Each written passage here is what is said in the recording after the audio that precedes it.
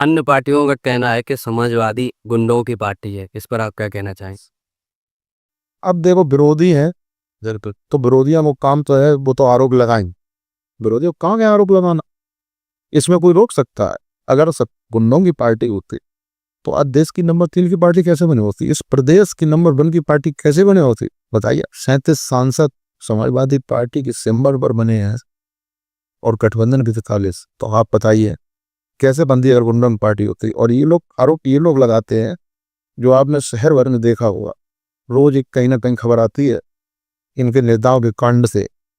कोई हाईवे मजबूत कर रहा है, कोई पार्टी कार्यालय मजबूत कर रहा है, कोई जमीनें कब्जा कर रहा है। अब आप देखिए, अभी 3-4 दिन पहले की बात है, किसने विधानसभा का मामला था, हम लोगों ने धरना किया। ये दलित व्यक्ति है, दलित हैं, हमारे कार्यकर्ता हैं, सत्य पटेल, उनकी जमीन पर कब्जा कर लिया भाजपा के लोगों द्वारा। और कोई प्रशासनिक अधिकारी कब्जा दिलाने को तैयार नहीं है।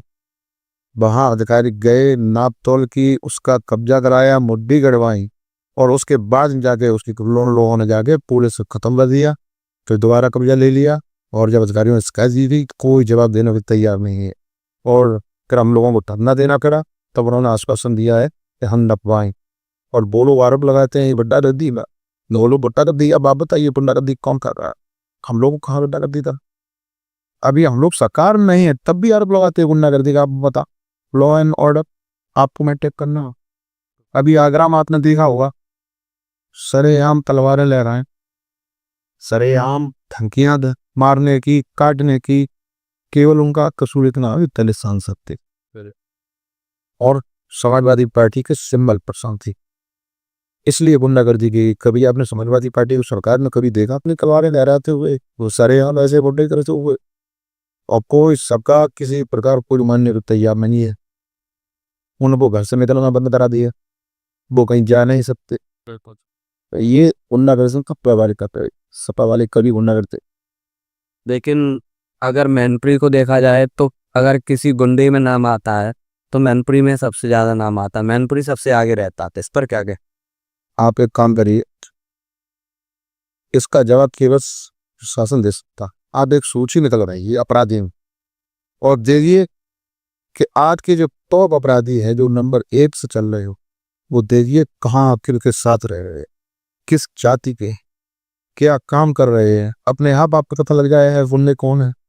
इसमें किसी कहने की जरूरत ही नहीं है, वो तो सरकार उपलब्ध कराएगी डाटा। आप डाटा निकालिए, पता लग जाएगा। उनकी प्रोफाइल खोलिए, देखिए कौन नेता के साथ घूम रहे हैं लोग। भाई गुंडे बुनले कदीपा घोषित पड़े हैं जिसके ऊपर मुकदमे हैं, कोई जमीनों को कब्जा कर रहे हैं, जो गोली चला रहे हैं, उनका एक डाटा शीट आप मेरे भाई, अब वो पता लग जाएगा सबसे ज्यादा मुकदमे किस पे है, मालूम पड़ जाएगा। बिल्कुल। समाजवादी यहाँ पे मैनपुरी में काफी टाइम से सरकार है, समाजवादी का ही शासन रहा है। तो मैं समाजवादी पार्टी में मैनपुरी में क्या क्या कार्य किए? समाजवादी पार्टी की सरकार में आप अगर काम गिनाने जाओगे तो मुझे लगता है शाम तक काम नहीं बता पाते हैं। लेकिन आप कुछ मैं महत्वपूर्ण प्रोजेक्ट बताता हूँ पेपर। आप देखिए, मैनपुरी लोकसभा की बात करें या मैनपुरी जिले की बात करें? मैनपुरी लोकसभा की बात, मैनपुरी लोकसभा में आप देखिए मेडिकल कॉलेज सैफदीन बिल्कुल समाजवादी पार्टी के दिमाग थे। तरेल जो बस स्टैंड समाजवादी पार्टी के थे। उसके बाद में government engineering college Samajwadi party के देन है। सैनिक स्कूल समाजवादी पार्टी के दे। Mainpuri bus stand Samajwadi party के दे। कन्या महाविद्यालय कुरौली समाजवादी पार्टी की देन है। कन्या महाविद्यालय मैनपुरी समाजवादी पार्टी की दे। एक्सप्रेस वे समाजवादी पार्टी की दे। ऐसी कोई सड़क नहीं होगी मैनपुरी की जिसपे हमें चलें और हमें गाड़ी चलाने में परेशानी हो। ये सब समाजवादी पार्टी दे गए। बच्चों के हाथ में लैपटॉप दी समाजवादी पार्टी। कन्या विद्या जन दिया समाजवादी पार्टी। वृद्धा पेंशन दी समाजवादी पार्टी। बच्चों को साइकिल दी समाजवादी पार्टी। बिल्कुल। स्ट्रीट लाइटें दी समाजवादी पार्टी। आप देखते मैनपुरी, अगर कोई सुई भी गिर जाएगी कि उतनी अच्छी रोशनी थी कि उसमें वो सुई गिलाई पड़ जाएगी और सुई आप बन सकते हैं। आज एक भी लाइट नहीं जल रही है। सारी अच्छी लाइटें, इतनी बढ़िया लाइटें लगी थी विश्व स्तर, उनको हटा के बहुत घटिया क्वालिटी की लाइटें लगा रखी हैं उससे है।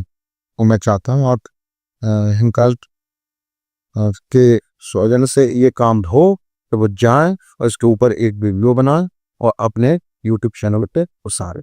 बिल्कुल। लेकिन मैनपुरी के ही कुछ लोगों का कहना है कि समाजवादी पार्टी ने कार्य किया, लेकिन मैनपुरी से ज्यादा तो उन्होंने अपने घर में सफाई में कार्य किया है। अच्छा मुझे आप बताओ, सैफई कौन सी लोकसभा में? मैनपुरी से। तो फिर ये कैसे वैसे उनका है? कोई काम हुआ तो बहुत मैनपुरी लोकसभा, हाँ मैनपुरी में हुआ। आप बताइए, फिर एक्सप्रेस वे जो निकला है तो कहाँ से निकला है? करेल से निकला है? ऐसे नहीं तो वो मैनपुरी जिले में है कि देशवी जिले में है जिले में, मैनपुरी में। इंजीनियरिंग कॉलेज वहाँ है, मैनपुरी। सैनिक स्कूल कहाँ है? और ये लोग जो आरोप लगाते हैं वो पिछले मुझे लगता है साल 7.5 साल से सत्ता में बने हुए हैं। उन्होंने क्या काम कराया है? एक बार वो अपने भी काम गिना दें, क्या बात दिया उन्होंने? अब तो सत्ता में है, अब तो ये आरोप नहीं ला सकते कि हम सत्ता में नहीं, हम बाहर है। अब लगा देते कहाँ? बिल्कुल केवल पत्थर से काम रखेगा। ये पत्थर वालों की सरकार पहले आई थी, जो आज ढूंढे नहीं मिल रही और वो ही काम ही दोहरा रहे हैं, पत्थर पे ही काम कर रहे हैं। फिर जनता इनको भी सत्ता से भाग कर। आप 107 विधानसभा से तैयारी कर रहे हैं, आप क्या चेंजमेंट ला सकते हैं जो आपको लगता है कि ये चेंजमेंट होना चाहिए? देखिए, जब हम सक्रिय राजनीति में है और जो भी सक्रिय राजनीति होता है तो वो चाहता है कि हम किसी ऐसे तत्पर आ जो हम लोग हमसे मिलते हैं उनका काम। अगर मुझे कभी मान लिया राष्ट्र अध्यक्ष अखिलेश यादव जी और समाजवादी पार्टी में ना पाते तो सबसे पहला काम मैं बेरोजगारी को ऊपर करना चाहता हूँ। मैं चाहूँगा, सरकार से गुजारिश करूँगा, जब मैं कभी सदस्य बनूंगा तो मैं सरकार से गुजारिश करूँगा और मेहनत करूँगा, उनसे काम लेते आऊँगा। कोई ऐसा प्रोजेक्ट लग जाए मैनपुरी में जो हमारे हम लोग बाहर नौकरी बनने में आते उसके रोकथाम पहुँच जाती है। कभी जब वो बाहर चले जाते तो यहाँ से उनका बिल्कुल थोड़ा ये मान लो अटैचमेंट बहुत कम हुआ है वहाँ। जब वो यहाँ रहेंगे लोगों से पूछ सकते हैं, बहुत अटैचमेंट और आपसी भाईचारा बढ़ेगा। तो मैं ये चाहता हूँ कि मेरा सबसे मुख्य उद्देश्य युवाओं की बेरोजगारी को दूर करना रहेगा। बिल्कुल, बहुत अच्छी बात आपने कही कि युवाओं की बेरोजगारी जो बहुत ज़्यादा हो चुकी है, लेकिन युवा नशे में भी बहुत जा रहा है अपने। जी, इस पर आप क्या कहना चाहते हैं?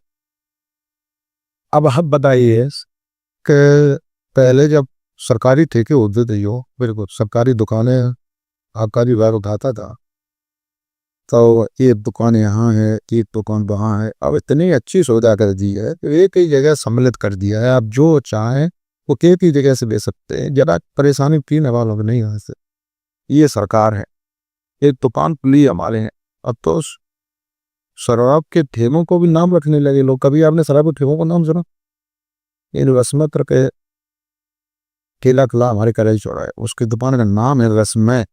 ये लगता है रस्मय पढ़ो तो पता नहीं कितना बढ़िया वहां शरबत मिलता हुआ और बिकती शराब।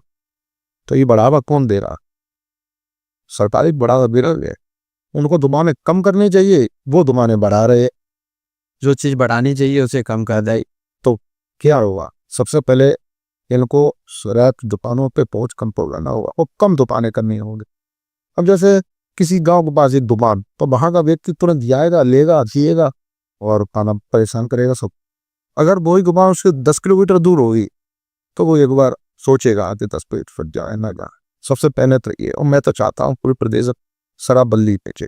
अब बहुत प्रदेशों में हो सकती है तो हमारे प्रदेश में नहीं हो सकती। ये जब सत्ता से बाहर थे भाजपा जी को, तो ये लोग रोज आंदोलन करते थे, ये हो रहा है सरकार में, महंगाई हो रही है, शराब बिक रही है, ठेके खुल गए, ठेकों में विरोध में बैठ गए। अब आप सत्ता में है तो आप लोग शराबबंदी लागू क्यों नहीं करा रहे? हम जवाब चाहते भाजपा से, जो अभी सत्ता बैठे ऊपर, तो आप लोग शराबबंदी क्यों नहीं करा? ऐसा क्या कारण है? सारे ठेके इनके लोगों को मिले, ये अपने लोगों को पैसा कमाने में लगे हुए। ये कतई जनता का भला नहीं देख रहे, एक अपने लोगों को भला कर रहे। जनता से क्या हो तो? ये जनता से मतलब ये है, ये जनता का भला तब होगा जब ये शराबबंदी होगी। अभी एक घर में एक व्यक्ति शराब पी के आए और वो पूरे घर में गाना, ये समझ लो आपके उधम करके फेर देगा। पूरा घर परेशान होता, बच्चे परेशान होते, पत्नी परेशान होती, माँ बाप परेशान होते। अगर शराबबंदी हो जाएगी तो पूरा परिवार खुश रहेगा, प्रसन्न रहेगा और आगे बढ़ेगा। ये तभी हो सकता है जब सरकार शराफत भी कर दे।